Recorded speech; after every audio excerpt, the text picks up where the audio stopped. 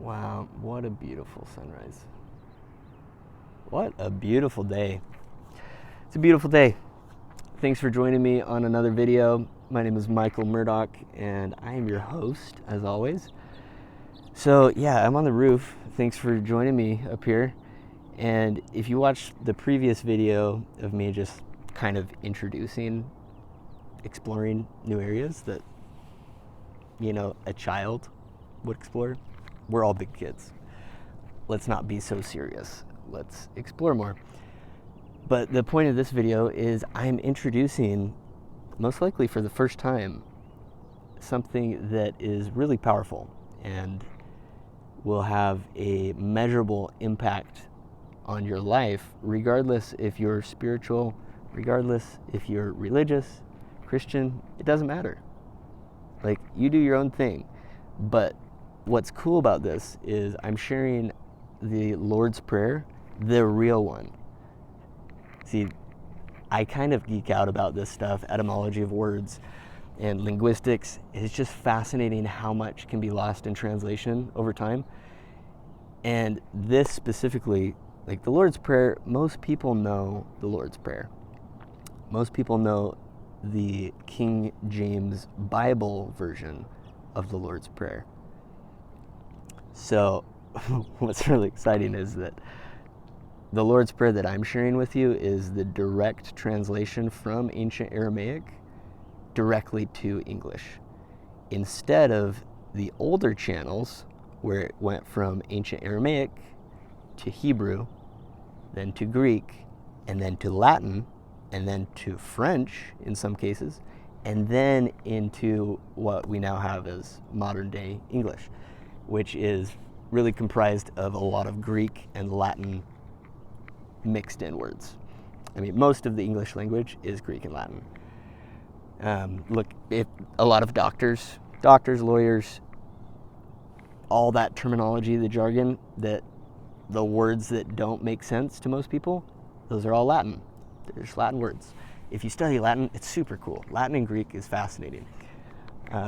So yeah, I'm super stoked. I'm super stoked to introduce this to you. I've been wanting to do a video about this for a while because all these people that I've shared this with, tons of my friends, like, I'm sharing the Lord's Prayer with everybody I know, the true one.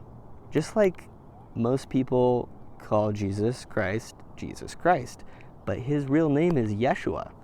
How many people know that Jesus Christ's actual name is Yeshua? Did you know that? Because I was floored when I discovered that. I was amazed.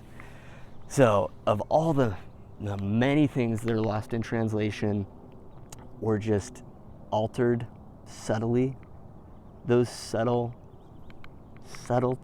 things that are changed over hundreds of years, thousands of years, that adds up to some serious distortion in our modern day generation. So the Lord's Prayer in ancient Aramaic is really awesome. It's like an affirmation. I treat it like an affirmation. You can treat it like a prayer, but it's all encompassing and it's really special. And even if you study the stanzas within the prayer, everything is aligned in really, really minute detail. Like, it's sacred. I consider it to be sacred. And I traveled to Israel when I was a teenager. I got to go on a really cool historical adventure all throughout Israel and Jordan and the Mediterranean Sea. And as a teenager, I don't know, I struggled with modern day dogma, just religious, structured religion. I really kind of struggled with that because of the way I was raised. But I never not believed in God. Throughout my entire life, I've never not believed in God, and I've never doubted it. And that's just me. I just have this deep foundational conviction that there is so much more. And the more I learn, the more I study, the more I research, the more I realize, we know so little. We know very little. And with how little we actually do know, I'm just very open-minded, and I believe that it's a good skill to be open-minded. So, yeah, I'm going to dive into the Lord's Prayer. Enjoy, and I highly suggest you study it for yourself. You can get a book by Greg Braden. It's a really cool book. It's called The Wisdom Codes, and Greg Braden lays out all these different codes. He calls them wisdom codes, but they're ancient prayers, ancient mantras. There's like the Gayatri mantra, the Buddhist prayer of wisdom, the Native American Hopi prayer, all these different prayers. And you can call them a prayer, you can call it affirmation, you can call it coding. They're wisdom codes because they are words that are arranged in a certain way, specific way, and through using them as like a mantra, and you say it repeatedly over and over with emotion and with your visualization faculties totally in tune, like you can leverage it to do some amazing things. And so the Aramaic version of the Lord's Prayer, it's just really, really all-encompassing. It's an all-encompassing prayer for me, and because I have such a strong belief, and I don't know, it's like emotion. I have this emotional, I don't even know, there's not even words for it, really. When I was in Israel as a teenager, it was undeniable to me. And like I was like questioning things hard as a teenager. So I was just like going with the flow, but going all throughout Israel and like the sacred sites where supposedly Jesus lived and he walked and he taught people. And as a teenager, I figured that if Jesus really did live a life of his own at a different age, thousands of years ago, in Bethlehem, in Jerusalem, in Israel, all throughout the Mediterranean, on the Sea of Galilee, all of those places should have some type of energetic feeling, if that makes sense. And as I was exploring those historical sites, there was a palpable, tangible feeling. Like it was undeniable. So I've always believed in Jesus Christ, and his real name's Yeshua. It's like so funny. It's so funny to me that all the Christians in the world, how many people actually know that Jesus' real name is Yeshua? It's astonishing. And that's where it's like research. We're supposed to study, we're supposed to research, we're supposed to learn and grow and collaborate and compare notes, and then keep researching, keep exploring, because the more we explore, the more we find. And yeah, and it's just super fun. But all right.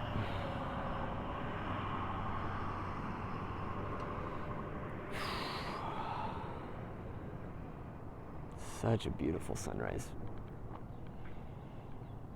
All right, well, it is my honor. It is my honor. Oh, there's a bird. A robin. That's cool. It just landed on the roof right over here. I tend to do that sometimes. Squirrel. Now, seriously though, it is an honor and a privilege to be sharing this message with you, because I feel like it's a really important message. And I'm not a preachy person. Like, I don't try to stand on a soapbox. Like, a lot of people are preachy. It's like everybody can live their life how they want to, in their own way, their own time and season. Like, everything boils down to perspective. Everyone's perspectives are different. Some people see one aspect of life and like, oh, right and wrong. Some people see wrong in a totally different category as other people. So it all comes down to perspective, and I know that sharing this is important, and is important to me because it's fascinating how much has been lost in translation. And it's important also because this wisdom code, this prayer, the Lord's Prayer, this affirmation, whatever you would like to call it, it really has impacted my life in a very, very vivid, intangible way. Like, I can see myself, I can feel myself becoming a better person, a better man, a better big kid, better child every single day. And yeah, we have tons of challenges in life, and that's just how life is. Life is supposed to be challenging. If it was easy, like, it would be easy, but it's not, because it's not supposed to be. It's like, it's an obstacle. It's an obstacle course. It's like the biggest obstacle course ever. Infinite number of obstacles, and we can overcome every single one. And utilizing affirmations and prayers and different things, mantras, it might work for you, works for me, works for other people, and maybe you just need to find your right form of expression or your right craft, whatever it is. So it is my honor and privilege to share this with you, and thank you for watching. The Lord's Prayer, the direct translation from ancient Aramaic.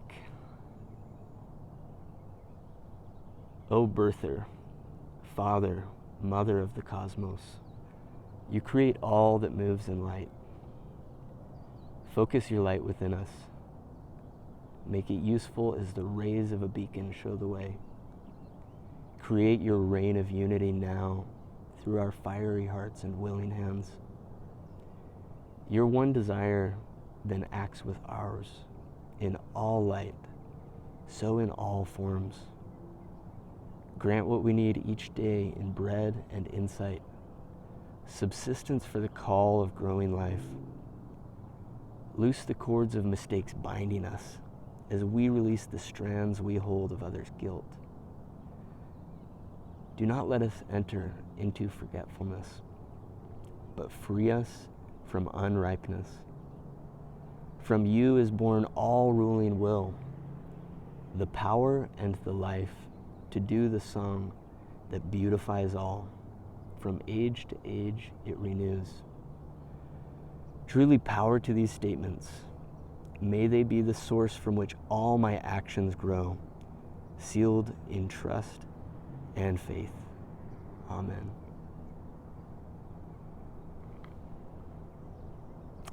It's an honor to share that with you. That is the direct translation of the ancient Aramaic Lord's Prayer, directly from ancient Aramaic to English. And man, it's just amazing. It's astounding, the comparability. Like, if you compare the Lord's Prayer from the King James Bible version, and you compare that to the prayer that I just stated, the ancient Aramaic Lord's Prayer, they are very, very different from one another. Yeah, there's certain components within the prayer that are similar, but if you really, side by side, look at both of them, it's powerful. And if you're Christian and you believe in the King James Bible version of the Lord's Prayer, like, I'm not trying to say that that's not a good prayer. I'm just saying that the direct translation from what Jesus Christ taught,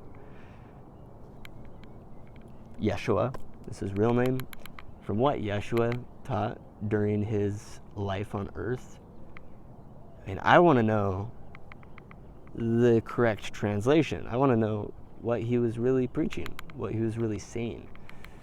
And it just makes me think about all the teachings in the Bible from Jesus, like the Sermon on the Mount. How different is the Sermon on the Mount through the direct translation of ancient Aramaic to English? just fascinating. Language is very, very important. And I think that, at least for me, growing up, middle school, high school, I did not like English class at all. I actually dropped out. And I actually dropped out of high school because I did not like the way that I was taught. I wanted to learn at my own pace. I wanted to learn specific things, and I didn't want to have to learn all the other rubbish that it was mandatory that I learn to graduate.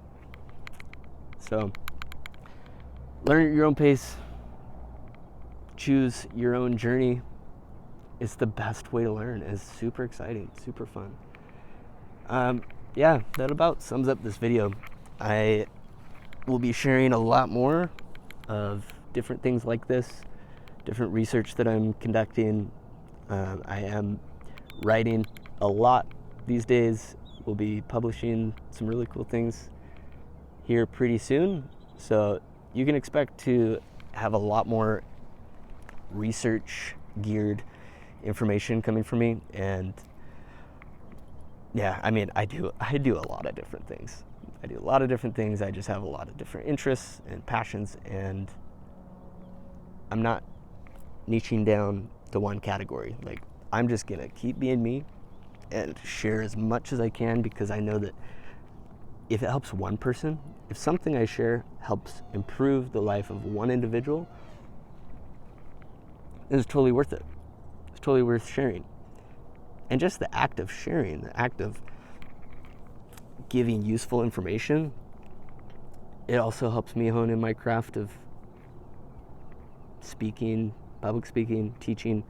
Although I don't really believe in the concept of teaching, I believe in the concept of collaborative research.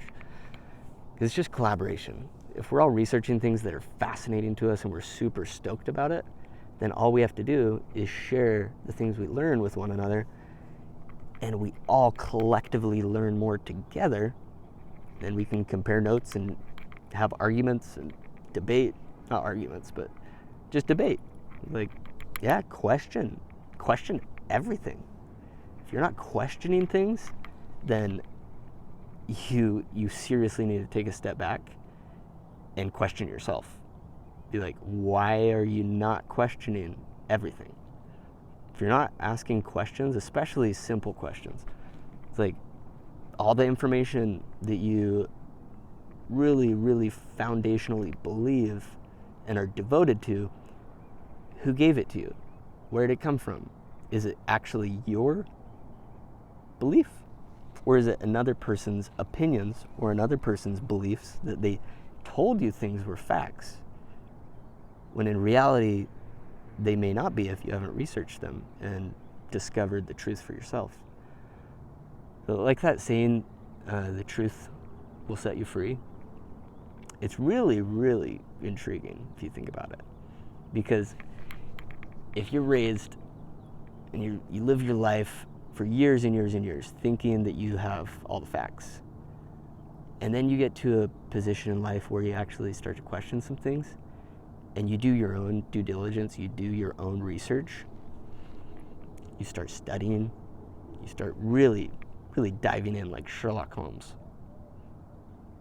And then you realize, wow, some of the things that I was taught are totally not true. And it's like things change over time. I'm not saying that people that raised you, or siblings, or parents, teachers, I'm not saying that they were trying to deceive you or trying to lead you astray, but it's like takes effort, takes drive and determination to want to find the truth. And sometimes we're just very trusting of others. That's me, for instance. As I was growing up, like I'm very trusting of others, and it took me a while to develop the foresight that was very necessary to really question everyone. Like, question the things that were being taught to me, and question, okay, yeah, this teacher's awesome. This teacher taught me some cool concepts, but is that teacher just believing everything that he was taught and without questioning it? So having a questioning nature will refine you in a lot of ways, and it will challenge you a lot. You'll have a lot of obstacles that you'll have to overcome, and a lot of people, I mean, maybe not a lot of people, but some people do not like being questioned, and some people do not like it when you want to do your own research. But you know what? We live in a free country, and it's a very free country. It's more free than anyone realizes. So use your freedoms, honor your freedoms. Yeah, honor your freedoms. Like, live up to the noble standard that our ancestors and the founding fathers strived to build and fortify. Like, there's a lot of responsibility that comes with knowledge, and that's one reason why I'm trying to share more, why I'm trying to do these videos, why I'm rolling out a podcast, why I'm publishing some books, and why I'm publishing articles consistently now. It's because if you hold on to information, like thinking like, oh, I don't want to share this because it's like, oh, this is good stuff, I should put this in my book and I can sell my book and it will be super successful and I'll make lots of money. No, that's wrong. You're holding on to information that can help others, and you're holding on to it, waiting for the right opportunity to present that information. That is wrong. If you have information that can help others, you freaking share the information. Like, it took me a long time to realize this, but through trial and error, we learn a lot. And I love the obstacle analogy with life. It's like, yeah, you don't know how challenging something is until you fail, but there's no such thing as failure either. So you just keep trying until you figure out how to navigate the obstacle that you're up against. And that can be like in terms of physical obstacle, like an obstacle course race, which I freaking love doing those. But it's the perfect analogy for life. It's like, life is it's not a race. Life is definitely not a race. Everyone's at their own pace, and it's an infinite number of obstacles that we're up against. Literally infinite. They just keep presenting themselves as we show up better and better every day. And if we digress and we backward walk, as the Anasazi Native Americans talk, like, forward walking is doing good actions, doing the right thing. Backward walking is like sinning, doing something that's not right. And it's an interesting concept. So, are you backward walking? Are you forward walking? Like, just choose to keep moving forward. Pretty cool.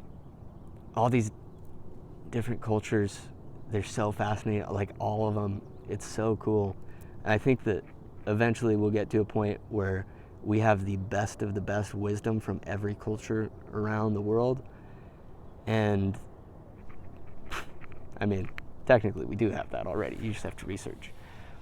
But yeah, I'm gonna cut the ranting to a minimum. I am the king of ranting. Anybody that knows me knows that I can go on and on, interweaving topics relentlessly, because it's freaking fun. It's super fun. It's like one topic connects to another. As subtly as it connects, it's still connecting. And you can just take that. It's the golden thread. It weaves through everything. And if you can find that golden thread of truth in something, then you just keep following it, and it will lead to more and more and more truth. So thanks, you guys, for watching this video. Share this video with other people that you think might benefit from learning about the Lord's Prayer, the really, really, really real Lord's Prayer, in my opinion. Really real. No, just an accurate translation is what it is. So share it, like, comment, subscribe if you're not subscribed. on my social media channels and YouTube channel. But yeah, ultimately just thank you. I really appreciate you guys, and I'm really stoked for life. There's a lot of challenges in our world, but I challenge you to be eternally optimistic.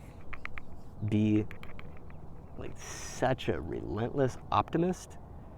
Like, yeah, you have to be smart. Like, don't be optimistic about ridiculous things that you should not be optimistic about. Like, you have to be intelligent about how you approach living. But optimism's powerful, and optimism adds an amazing vibrance to your day. For some of my friends that are pretty pessimistic, like, my optimism has been rubbing off on some of them, and it's just cool to see, because it's like, you know, it's like being right-handed or left-handed. Why don't you just be ambidextrous? It's really not that hard. All you have to do is brush your teeth with your left hand for a while, work on writing with both hands at the same time. Just use your less dominant hand frequently, as much as possible. Keep your dominant hand in your pocket. Tape it to your freaking leg. But that same concept with ambidextrous. It's like extrovert. You can be extroverted or introverted. Well, why don't you just be both? Be an amnivert. That's my philosophy. Like, there's the duality of three in everything. You have right-handed, left-handed, and in the middle is where it all meets. That third component, that's duality. It's unity. Yeah.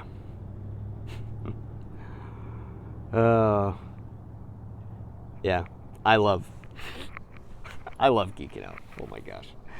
Well, guys, have a wonderful day. I hope you gained some insights from this video. And yeah, I'll see you guys on the next video. Always to your good health. Cheers.